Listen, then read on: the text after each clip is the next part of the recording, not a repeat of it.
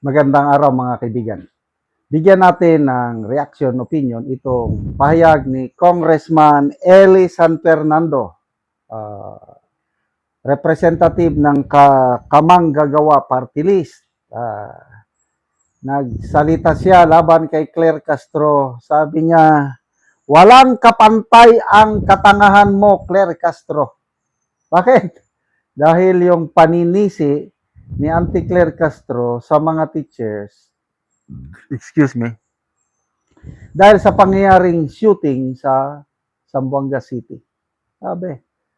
So, salamat Congressman Eli San Fernando dahil naglabas ka ng boses na masakit ito para sa mga teachers, yung ganyang paratang. Mga boss, kasalanan daw, mga boss, wala nang intro-intro. Napakatanga mo, Yusek Claire Castro. Kaya nyo mga boss, kasalanan daw ng mga teacher kung bakit dumadami yung karahasan sa mga school. Ang na po natin nakita mismo, ang ibang mga guro ay lumalabag sa ganitong klase ng moralidad. Sila minsan ay nagtuturo sa kanilang mga estudyante kung paano maging walang modo, lalo-lalo na sa mga nakakatanda or sa mga ibang tao. Alam mo, Claire Castro, madali lang sabihin ng isang taong bobo sa realidad yung mga pinagsasabi mo. Alam mo ba kung gaano kabigat ang trabaho ng isang teacher? Correct. Hindi lang naman nagtuturo ang mga teacher. Gagawa yan ng lesson plan, magpe-prepare yan ng mga teaching materials. Ilan bang section ang hawak ng isang guro? Ilang bata yung aalagaan, tuturuan at pagpupukusan yan?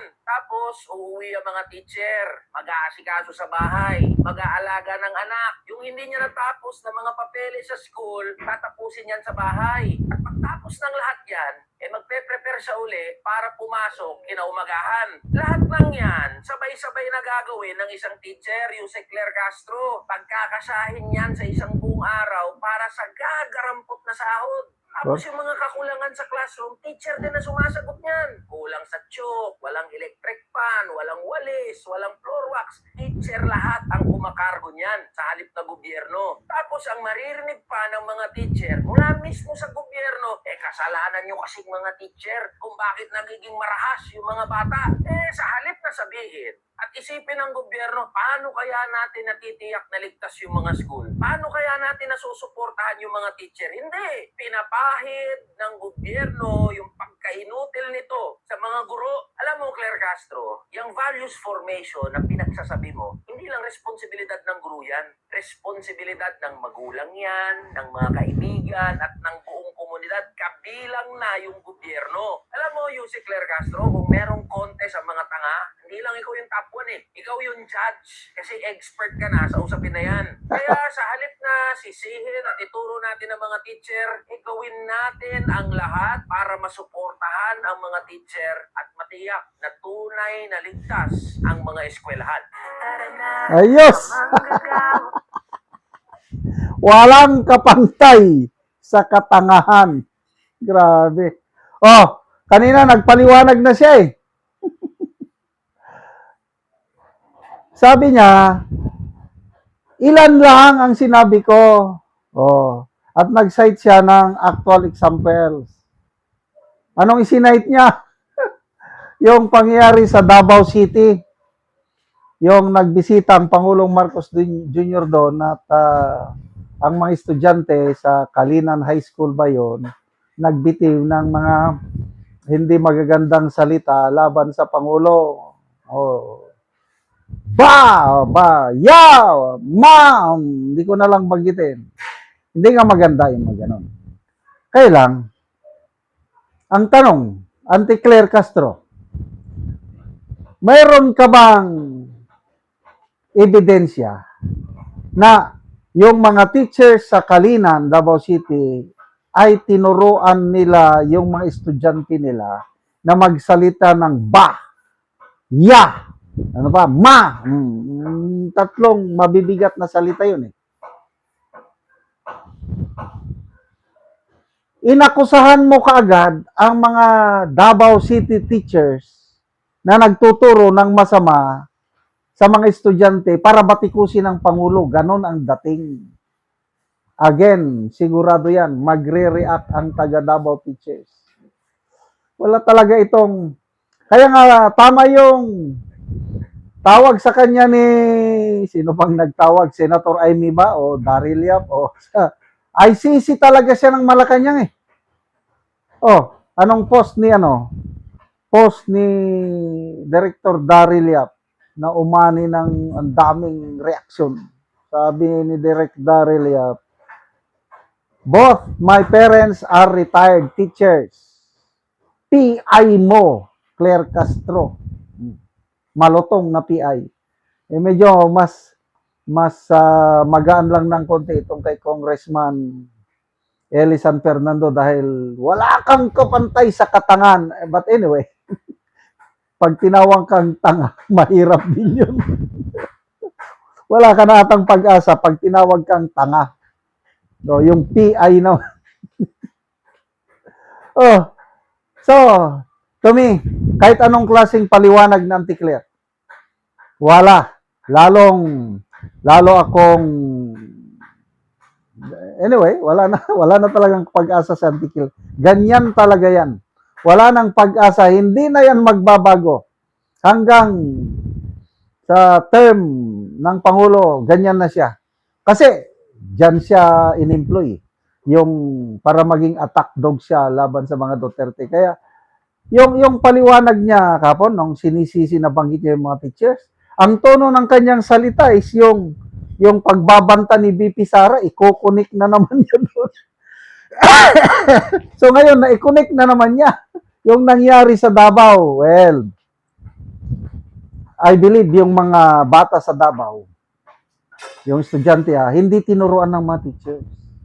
Alam din ng mga teachers na bawal yung ganyan. Kaya lang, yung mga bata out of the... Kasi ang mga bata, high school students, alam na nila ang nangyayari sa gobyerno. Apo ko nga, sabi niya. Lolo, what do you think of President Marcos Jr.? Sabi ng apo ko, is he a good or bad president? Binalik ko how about you? What can you see of him? Is he bad or good president? Sabi ng apo ko is, bad president. Grade 7 pa lang yan. Bad president. Wala kang magawa. Yan ang perception ng taong bayan. Kaya nga, negative na ang rating niya. Bakit nagne-negative ang rating ng Pangulo? Nakakatulong dyan ang kanyang ICC ng Malacanang. Na salita ng salita, wala namang saysay ang kanyang pagsasalita. Sayang lang ang ating sweldo sa kanya. Salamat mga kaibigan sa inyong pagsubaybay sa channel na ito. Nakakatulong kayo ng malaki sa tribong talanding ng Bukidnon dahil ang sweldo natin sa channel na ito is pantulong natin sa tribong. Namimigay tayo ng libreng yero at pako para makapagpatayo naman sila ng mas maayos na tirahan. Panoorin niyo ang video na ito. Karon ni anak ko dire sa gipatindog sa balay sa ratabangan na mo og yero. Sumuna ni ang iyang gipatindog nga balay nga pag-atupan karon. So mo na pod ni ang yero nga among gitabang. So makaatop na ni siya karon.